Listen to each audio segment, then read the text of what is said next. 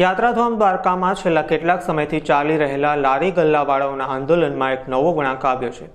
20 દિવસથી સરકારી તંત્ર દ્વારા રોડ રસ્તા પર લારી ગલ્લા રાખવા પર પ્રતિબંધ અને તેને ડિટેઇન કરવા મુદ્દે 11 દિવસ સુધી આંદોલન ચાલ્યું હતું। આ આંદોલનને કોંગ્રેસે ટેકો જાહેર કર્યો હતો અને ધારાસભ્ય જિગ્નેશ મેવાણી સહિતના નેતાઓએ દ્વારકાની મુલાકાત પણ લીધી હતી। તેમ છતાં લારી ગલ્લાવાળાઓને ધંધા રોજગાર માટે વૈકલ્પિક વ્યવસ્થા ન મળતા હવે આંદોલનકારીઓએ જે કોંગ્રેસે તેમને ટેકો આપ્યો હતો તે જ કોંગ્રેસ સામે પોતાનો રોષ ઠાલવ્યો છે। તેમણે કોંગ્રેસ હાય હાયના નારા લગાવી રેલી કાઢી વિરોધ પ્રદર્શન કર્યું હતું। અમે દ્વારકાના રેકડીવાળા છે, મારું નામ ગણેશ છે। અમે 10-15 દિવસથી હડતાલ ઉપર હતા। અમને ઊંધા માર્ગે ચડાવ્યા કોંગ્રેસ વાળાઓએ કે અમે તમારું નિવારણ લઈ આવશું ને અમે તમને જગા દેવડાવશું।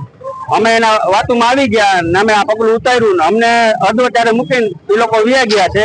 હવે અમને સરકારશ્રીને એટલી અમારી વિનંતી છે કે અમને બધાને યોગ્ય જગા દઈ દે ને અમારા રોજી રોટલો હાલે। અમારા 10-15 દિવસથી અમે ઊંધા માર્ગે ચડી ગયા હતા, એ અમારી ભૂલ હતી।